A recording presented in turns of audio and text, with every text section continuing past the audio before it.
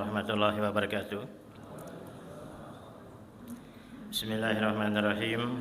Alhamdulillahirabbil alamin. Shalatu wassalamu ala asyrofil anbiya'i wal mursalin wa ala alihi wa sahbihi wa barik wa sallim ajma'in. Asyhadu an la ilaha illallah wa la syarika lah wa asyhadu anna Muhammadan abduhu wa rasuluh. Jamaah salat subuh, Bapak Ibu saudara sekalian, rahimani wa rahimakumullah jami'an. Alhamdulillah kita dapat berkumpul kembali di salah satu rumah daripada rumah Allah Subhanahu wa taala dan juga duduk dalam suasana majelis ilmu. Semoga Allah senantiasa menambahkan kebaikan kepada kita dan senantiasa kita menjadi pecinta-pecinta kebaikan.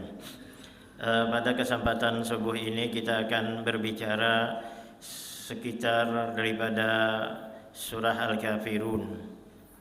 Kita mengetahui bahwa surah Al-Kafirun ini terdiri daripada 6 ayat. Bagaimana Allah firmankan,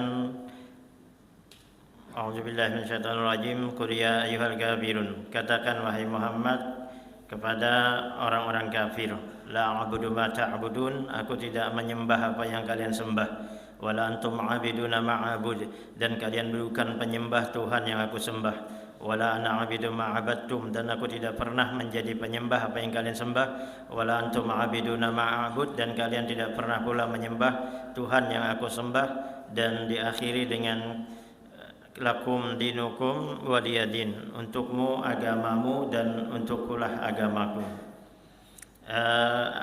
Surah Al-Kafirun ini disebut dengan bara'atum fisyirki, yakni berlepas diri daripada kesyirikan-kesyirikan. Dan surah Al-Kafirun ini adalah surah yang ke-109 dan terletak pada juz 30 atau juz Ammah, dan jumlah ayatnya sebanyak 6 ayat. Dan dalam Al-Quran kata Al-Kafirun ini berasal daripada kata kafara. Jadi kafara ini artinya menutup. Disebutkan kenapa disebut menutup? Karena disebutkan orang kafir itu karena hatinya itu tertutup, belum menerima daripada hidayah Islam. Ini perkara-perkara mahalnya daripada hidayah ini. Petunjuk atas iman dan petunjuk atas Islam ini sangat mahal sekali. Dan Allah hanya berikan kepada orang-orang yang dipilih oleh Allah Subhanahu wa taala. Jadi orang pilihan yang Allah Subhanahu wa taala berikan. Sehingga keinginan Rasulullah sallallahu alaihi wasallam Abu Thalib itu masuk Islam, namun ternyata hidayah Allah, petunjuk atas Islam itu berpihak kepada seorang budak, yakni Bilal bin Rabah, Suhaib ar-Rumi, dan juga yang dulunya menentang keras di dalam dakwah, yakni Umar bin Khattab. Ini perkara-perkara hidayah. Ini adalah perkara yang sangat mahal, dan Allah sebutkan innaka la tahdi man ahbabta dalam surah Al-Qasas ayat 56, wa la tahdi man yasha. Sesungguhnya engkau wahai Muhammad SAW tidak dapat memberikan hidayah atas Islam, akan tetapi kata Allah, aku yang memberikan hidayah, petunjuk atas Islam itu kepada siapa-siapa yang aku kehendaki. Ini menjelaskan bahwa bersyukur kita dipilih oleh Allah Subhanahu wa taala sebagai seorang muslim, dan kita berusaha agar sekuat tenaga agar menjaga daripada keislaman ini. Karena Allah akan berikan perkara yang mahal kepada kita ketika kita meninggal dunia dalam kondisi menyandang predikat sebagai seorang muslim, yakni Allah akan berikan surga kepada kita. Dan kita mengetahui bahwa serendah-rendah tingkatan di surga itu luasnya 10 kali daripada luasnya dunia. Maka ini perkara yang sangat mahal, hidayah atas Islam. Makanya kita senantiasa berdoa, Allahumma ahyina bil iman wa amitna bil iman wa adkhilna jannata ma'al iman.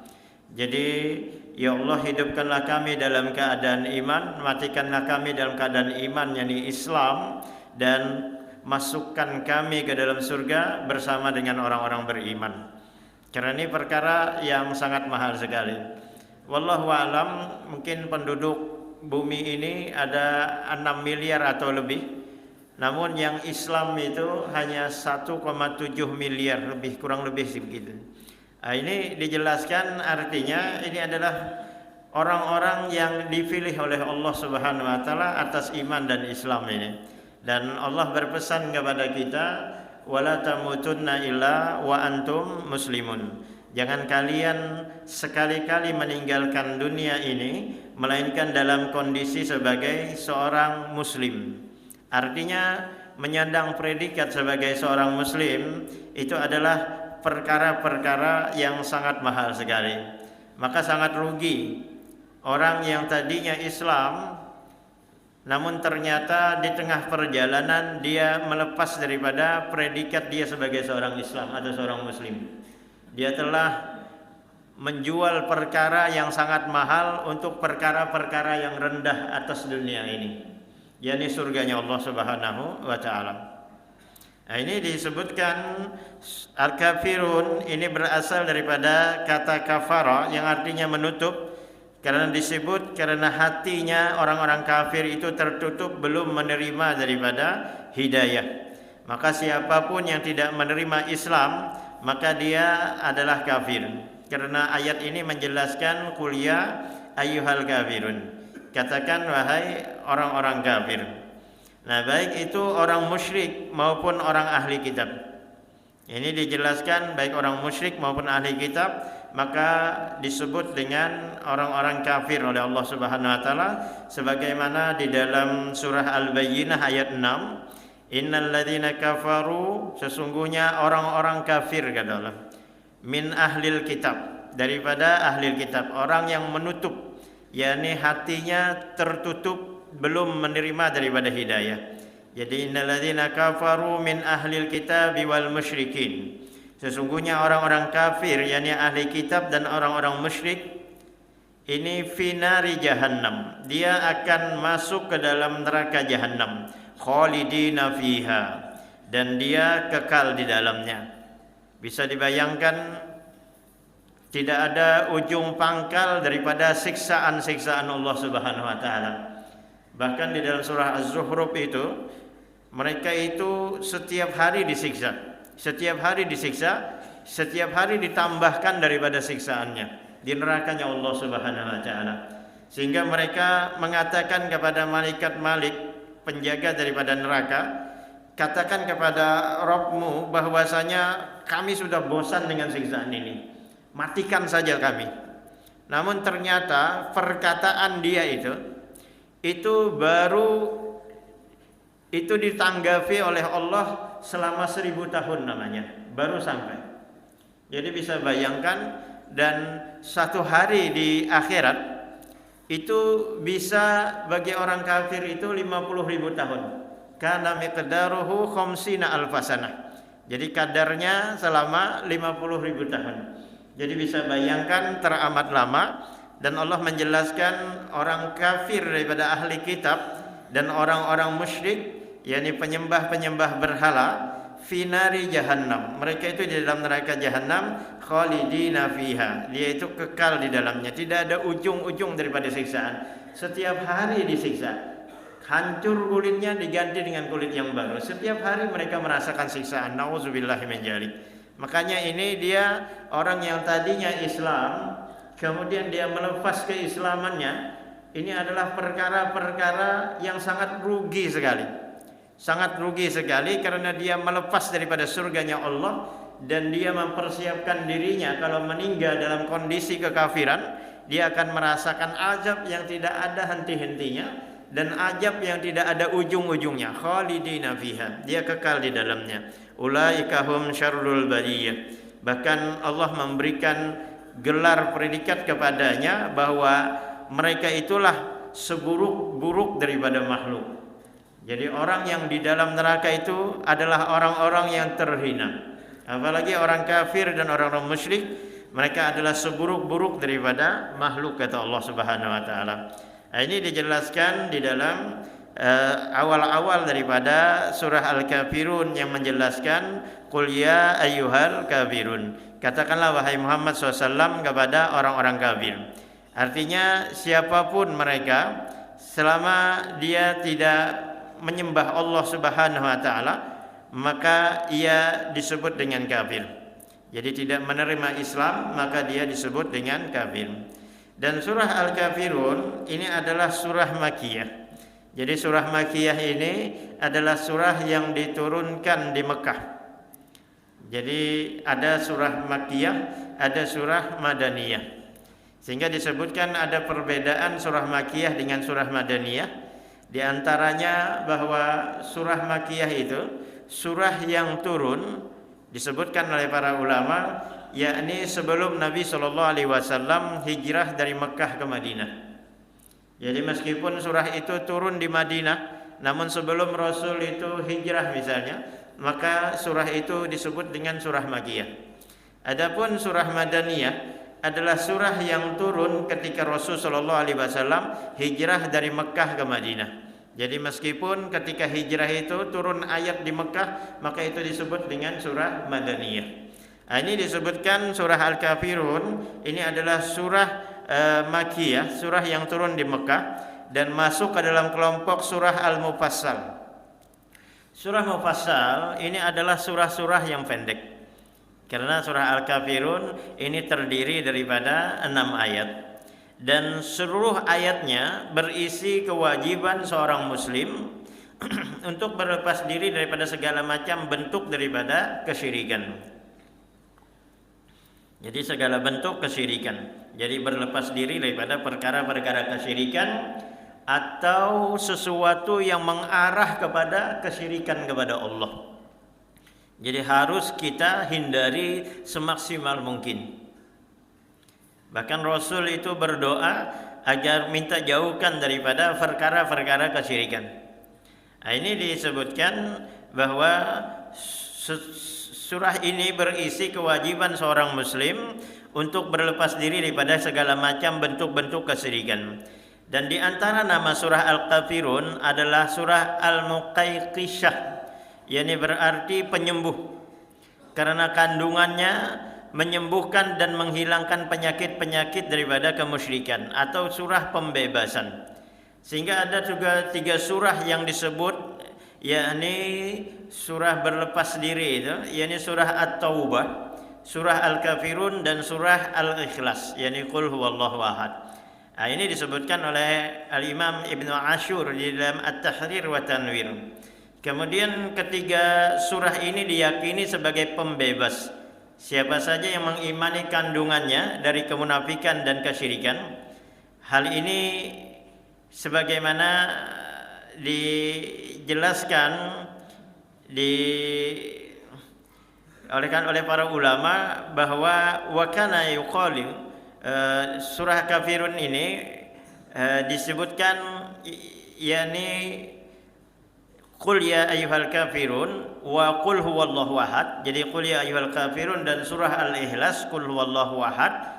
Al-Muqashqishatan, yakni surah yang keduanya pembebasan daripada berlepas diri atau penyembuh atau menghilangkan sifat-sifat kemusyrikan. Ay annama tubri'ani minan nifaq, dan surah pembebasan daripada kemunafikan.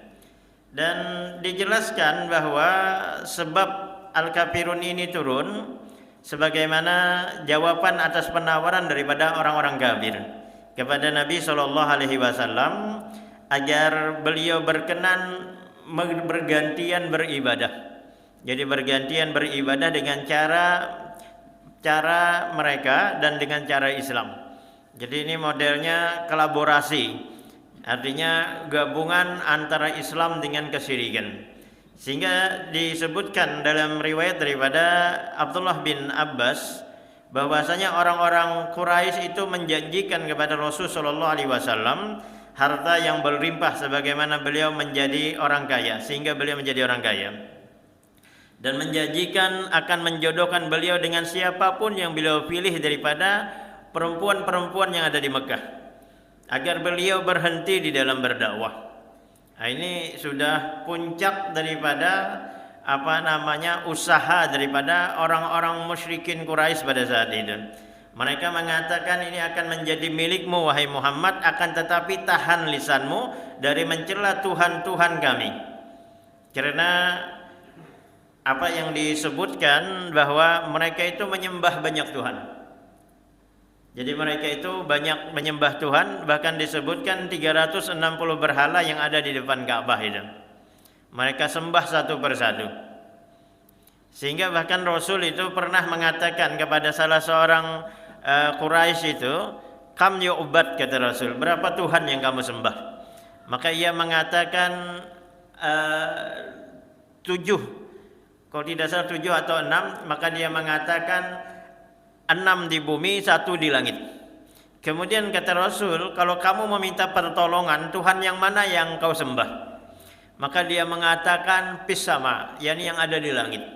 Nah, ini disebutkan bahwasanya orang-orang Quraisy itu dalam surah Az-Zumar dijelaskan, "Ma na'buduhum illa liyuqarribuna ilallahi zulfa."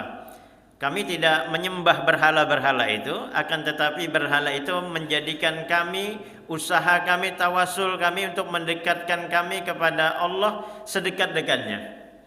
Akan tetapi perlu diketahui bahwa orang-orang musyrikin Quraisy dia meyakini adanya Allah itu dalam hal daripada rububiyah. Maksudnya rububiyah itu artinya dia meyakini Allah itu pencipta, Allah itu pengatur. Namun dia tidak meyakini bahwa dalam tauhid uluhiyah, bahwa yang berhak disembah itu adalah Allah. Nah, ini disebutkan oleh Allah di dalam surah Az-Zumar itu, dia mengatakan kami hanya menjadikan patung itu untuk usaha kami mendekatkan kepada Allah itu sedekat-dekatnya, akan tetapi mereka dijelaskan sebagai seorang yang musyrik. Jadi orang yang menyekutukan Allah Subhanahu wa taala. Nah, ini disebutkan puncak daripada kekesalan dan puncak daripada usaha daripada orang-orang musyrikin Quraisy. Mereka menawarkan kepada Rasulullah SAW berbagai macam tawaran, akan tetapi dengan syarat tahan lisanmu daripada mencela Tuhan-Tuhan kami. Jadi mencela daripada Tuhan-Tuhan kami dan mengatakan yang tidak baik kepada mereka. Jadi berbagai macam usaha sudah mereka lakukan.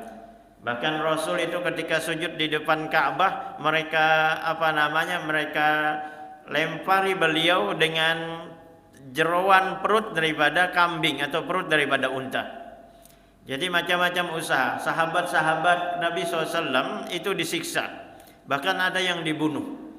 Jadi berbagai macam usaha sudah mereka lakukan. Namun ini mereka datang kepada Rasulullah SAW agar Nabi SAW menahan daripada lisannya untuk mencela-cela Tuhan yang mereka sembah. Dan jika masih tidak mau, kami ada penawaran. Mungkin ini penawaran terbaik untuk kamu wahai Muhammad, katanya. Yani Nabi SAW mengatakan, apa itu kata Rasul? Bagaimana jika satu hari kami menyembah Tuhanmu, besok kamu dan pengikut-pengikutmu menyembah Tuhan kami. Namun ini pun ditolak oleh Rasul Shallallahu Alaihi Wasallam. Kemudian mereka menawarkan lagi, sebagaimana dijelaskan juru bicara daripada orang Quraisy itu Mughirah bin Syu'bah, Al-Walid bin Mughirah, Al-Walid bin Mughirah itu menawarkan bahwa Al-Walid bin Mughirah ini adalah bapaknya daripada Khalid bin Walid, Saifullah al-Maslul, pedang Allah yang terhunus. Nah, ini faktor hidayah, Pak. Bapaknya penentang dakwah, Al-Walid bin Mughirah ini mati-matian menentang dakwah Rasul sallallahu alaihi wasallam. Namun ternyata anaknya menjadi pembela dakwah. Bahkan disebut pedang Allah Subhanahu wa taala, yakni Khalid bin Walid. Banyak sahabat-sahabat Nabi SAW yang bapaknya itu penentang dakwah Rasul SAW, keras penentangannya. Bahkan Abu Jahal sendiri yang menentang daripada dakwah yang diberikan gelar Fir'aunnya umatku, kata Rasul, Fir'aunnya umatku adalah Abu Jahal. Namun ternyata Ikrimah bin Abi Jahal masuk Islam dan baik keislamannya, mati syahid di dalam peperangan. Nah, ini faktor-faktor hidayah Allah Subhanahu wa taala. Ada lagi As bin Wail. As bin Wail itu juga penentang-penentang dakwah tokoh musyrikin Quraisy, namun anaknya Amr bin As itu menjadi pembela-pembela dakwah. Jadi pembela-pembela dakwah. Ini faktor daripada hidayah. Nah, ini Al-Walid bin Mughirah. Al-Walid bin Mughirah ini menawarkan kepada Rasul, satu hari kami menyembah Tuhanmu, besoknya kamu menyembah Tuhan kami. Ini ditolak oleh Rasul. Satu bulan kami menyembah Tuhanmu, satu bulan berikutnya kamu menyembah Tuhan kami. Ditolak oleh Nabi SAW. Sampai 1 tahun kamu menyembah Tuhan kami, kami menyembah Tuhanmu, kemudian ke tahun berikutnya kamu menyembah Tuhan kami. Juga ditolak oleh Rasulullah. Sampai mereka mengatakan, bagaimana wahai Muhammad, kalau seumur hidup kami menyembah Tuhanmu, 1 kali saja kamu menyembah Tuhan kami, maka ini ditolak oleh Rasul sallallahu alaihi wasallam. Maka inilah turun daripada ayat qul ya ayyuhal kafirun. Jadi katakan wahai orang-orang kafir. Dan dalam riwayat juga disebutkan wa anzalallah qul afa ghairallahi ta'muruni a'budu ayyuhal jahilun ila qaulihi fa'bud wa qum minal musyrikin. Yani disebutkan bahwa ayat yang menjelaskan bagaimana usaha-usaha daripada orang-orang Quraisy itu sampai-sampai mereka berusaha untuk menghentikan daripada dakwah Nabi sallallahu alaihi wasallam. Jadi menghentikan daripada dakwah Rasul sallallahu alaihi wasallam. Ini disebutkan riwayat-riwayat tersebut yang menjelaskan usaha-usaha daripada orang-orang musyrikin Quraisy untuk menghentikan dakwah Rasulullah SAW. Namun itulah prinsip di dalam Islam, bahwa yang namanya toleransi itu adalah membiarkan, tidak mendukung kepercayaan mereka dalam beribadah. Sehingga prinsip toleransi yang digelontorkan oleh orang-orang Quraisy di masa silam itu hingga Allah menurunkan surah Al-Kafirun, yakni agar mereka itu berkolaborasi di dalam ajaran Islam maupun ajaran-ajaran mereka. Namun di dalam Islam prinsipnya membiarkan dengan tidak mendukung kepercayaan ibadah atau perayaan-perayaan non-muslim. Maka sikap seperti ini termasuk pengamalan yang benar di dalam Islam. Jadi ini yang namanya toleransi, bukan berkolaborasi.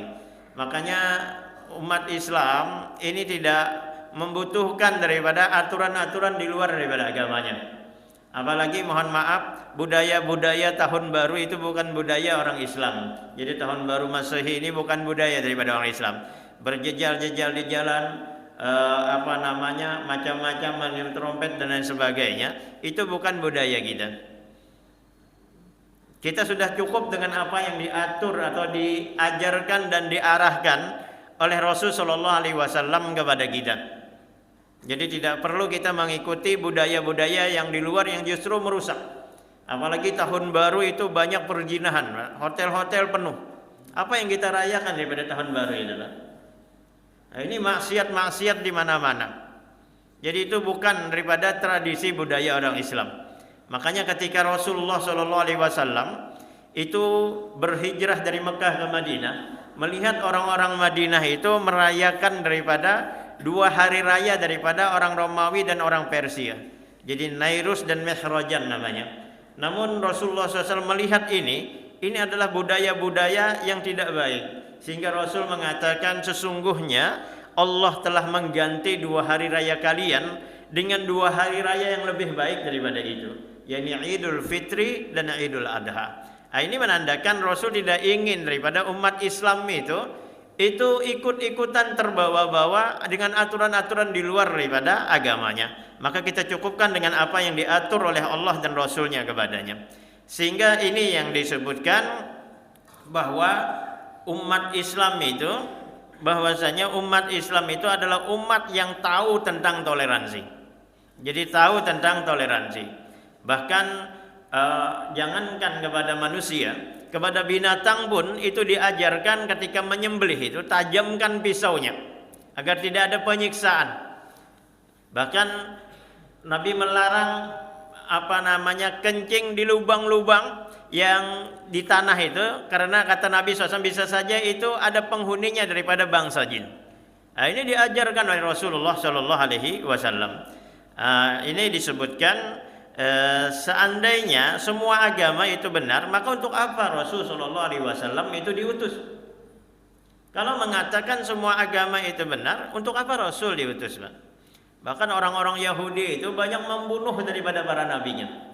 Sehingga dikatakan oleh Imam Ibnu Katsir bahwasanya orang Bani Israel itu mereka telah membunuh 70 daripada para nabi.